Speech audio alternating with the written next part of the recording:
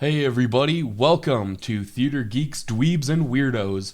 I'm John. I'm the storyteller for our Lord of the Rings Adventures in Middle-earth campaign. And the campaign that we are running is Adventures in Mirkwood. This campaign takes place in the Lord of the Rings, so if you know about Lord of the Rings, you already know a lot of what it's about. If not, you have a friend who does, because you're watching us. But yeah, it takes place in Mirkwood, and this campaign is taking place in between the Battle of the Five Armies, so the end of the book The Hobbit, and before the Fellowship of the Ring. So that chunk of however many years is where this story is taking place. And the party consists of four members. The first is Darathon of the Dunedain, who's played by Jason. And he is a 7-foot tall man of the Dunedain, and he got his start fighting the Shadow at an unfortunately young age. When he was 6, he was living in a village with his family, and nice peaceful little village in the area that used to be Arnor, until one day a party of orcs came and attacked the village. They attacked quickly and were able to kill everybody in the village except Darathon. He picked up the sword of one of the village guards and stood against this hulking orc chieftain named Gorash. And the orc didn't even take him seriously. But they had a combat, and he was able to slay, he being Darathon, was able to slay this orc chief. Soon after that happened, Dunedain Rangers arrived and drove off the rest of the orcs. And just amazed by his courage and his natural skill, they accepted Darathon into their ranks of the Dunedain. He went to Rivendell, was trained to be a Dunedain Ranger, and then years later, he took up his place among their ranks. He ended up traveling to Mirkwood as the Shadow was beginning to grow there, and he met up with a group of companions who he travels with. But he also carries with himself a death mark from every orc he meets. Another member of the party is Fredwick Bramblefoot, a hobbit of the Shire.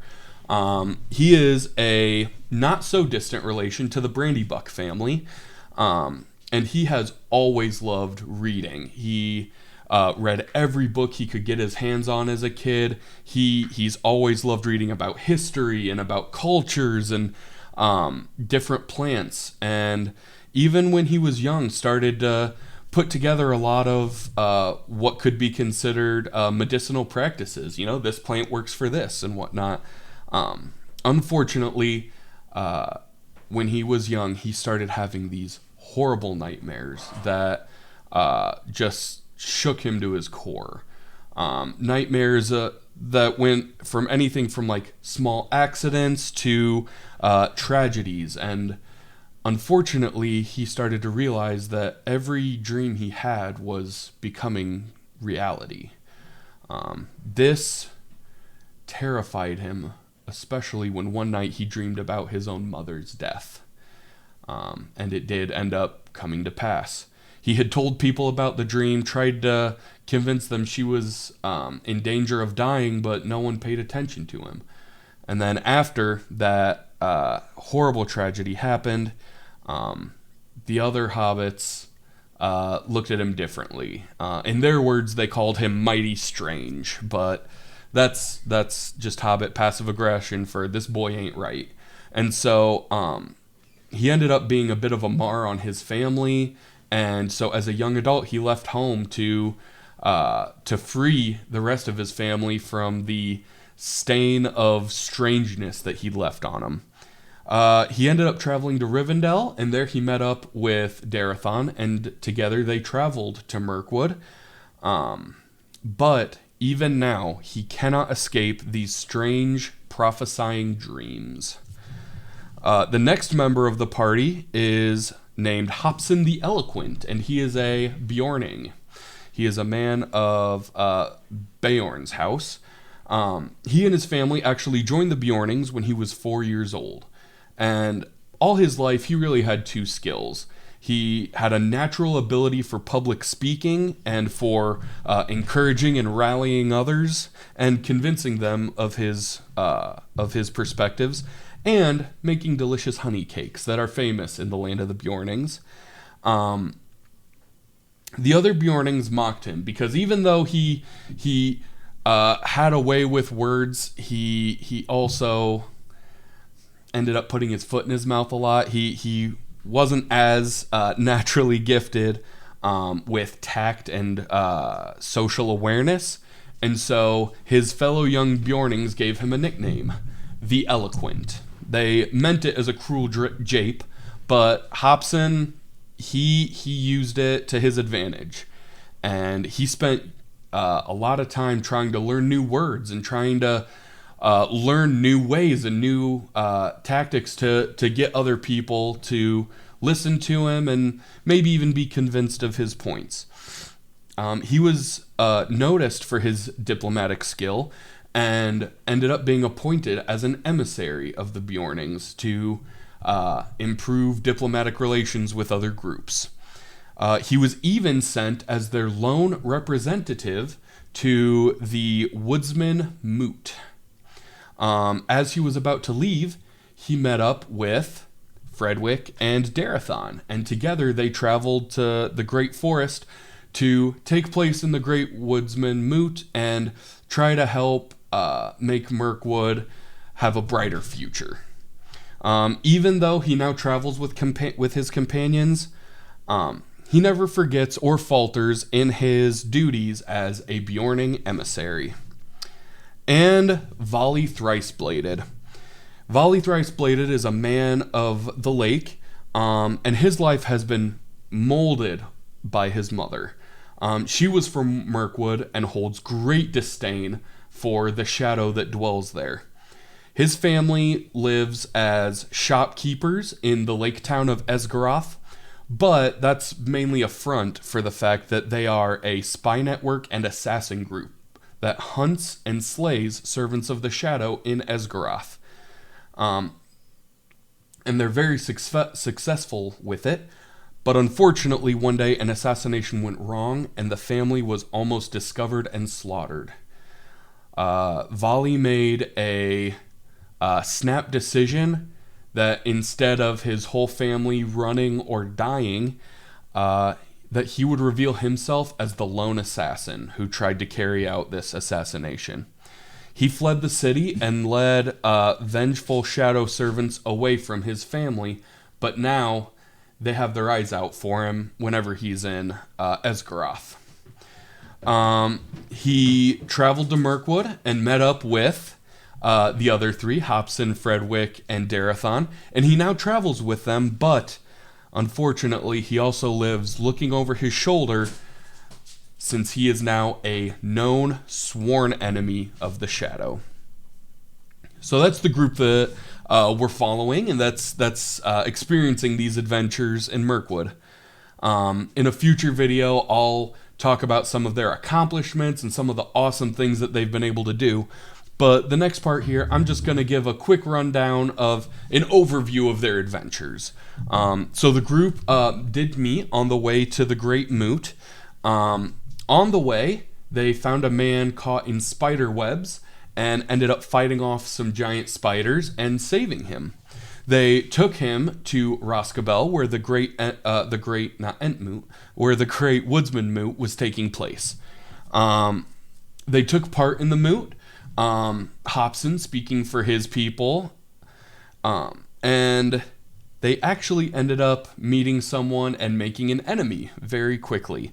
There was a man from a place called Tyrant's Hill in the southern area of Mirkwood, and his name was Mogdred.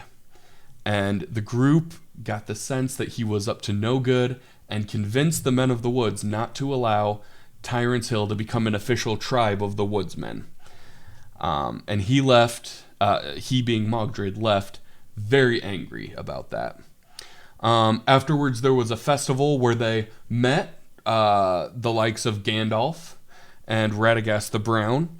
They took place in a game of riddles where they ended up winning an an amulet of intelligence. And after it was over, they received an invitation from the elves of Mirkwood to go to the Hall of the Woodland King and take place in the great hunt for the white stag. The group did end up going to the Hall of the Woodland King, and they took place in this hunt. One of the elves that they met is named Ruthiel. She is the captain of the King's Guard of Mirkwood, and she did not think much of them. She thought that the Great Hunt was for elves only, and these humans and hobbits were just going to get in the way.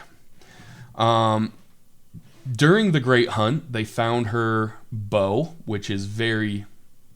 it's hard to miss, and everyone knew it was hers. They found it, and they found that she had been captured by some dwarves from a place called the Grey Delve, which is in the mountains just north of Mirkwood. Their home had been taken over by orcs and goblins, and they had been asking the elves for help, and the elves wouldn't help. So they captured Ruthiel to try to give the elves more persuasion to join them.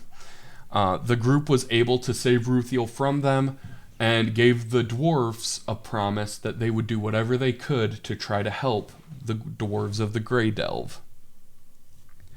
Upon returning, they returned as heroes, not because they caught the white stag, but because they had saved Ruthiel. And they went their separate ways for a short time, but then were each approached by squirrels. And these squirrels spoke to them and said that Radagast, the brown wizard of Roscabel, needed their help. They went to where Radagast was, and he told them that he had been given a task to go to Dol Guldur, which used to be a stronghold of evil in the very southern part of Mirkwood. And he was supposed to go there and make sure everything was good, and he was afraid to do it. And so he asked the group to go with him. They agreed, and it took them a couple days. They had to kind of get around Tyrant's Hill because they had many enemies there, and they got down to Dol Guldur, and the fort seemed abandoned. However, upon further exploration, they discovered it was anything but. Many orcs had taken up residence there, and there was some sort of magic being used to make it appear that the fort was empty when it was not. They were able to escape. Radagast led them through the woods, but they were pursued. But then they came upon the great river of Mirkwood, and the three river maidens pulled up a boat from the bottom of the river and carried the group to safety. After that, they went to Erebor, the Lonely Mountain, because one of the tribal chiefs of Mirkwood, of the Men of the Woods, had requisitioned a golden helm to be made because the spirits in their ancient burial sites were becoming restless. So he was going to offer them this crown to hopefully appease them. They traveled to Erebor, and they got the crown, and then they traveled back to Mirkwood, having some shenanigans along the way, which I'll go into more in a future video. But they got there, they got back, and Keowen and the group took the helm into the ancient barrow of Mirkwood. When they went down there, they found that a woodwight had been awoken and was trying to perform some dark ceremony on Keowen. They fought the woodwight and were able to stop it from completing its ceremony, but the barrow ended up caving in on top of them. They were able to escape being buried alive with Keowen. They brought him back to his land of the East Bite, and as a reward for their service, he gave them a unused fort as a sort of residence for themselves. And by fort, it was more just like a longhouse that was going to serve as a troop garrison. And it is called Mawson Oak Hall. After that, they received a request to help clear out the forts along the old forest road of Mirkwood from a dwarf who wanted to become the new road warden. They traveled along, they cleared out some thieves, they found one abandoned, and they found one had been taken up as the residence of one of the great spider queens of Mirkwood named Towler. They encountered her, and they ended up getting away without anything too crazy happening, but they were thanked greatly for that and paid handsomely. After that, they heard from the steward of Moss and Oak Hall that they could potentially find two things if they traveled west. In Rivendell, they could find blessed seeds that would grow very fertile crops, and in the land of Bree, they might find some traveling nomads who might join them if they were given permanent residence on their property.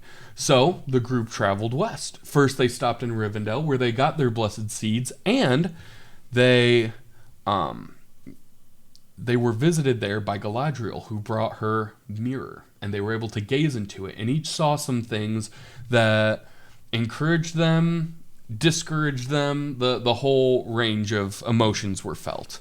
After that, they headed to Bree. Along the way, they bedded down in what appeared to be an abandoned fort, and woke up to find Hobson was missing. After finding a trap door and traveling down, they found Hobson and were able to save him from a group that wanted to feed him to vampires. The group has just entered Bree at this point, and the adventure will continue from here. Thanks for watching.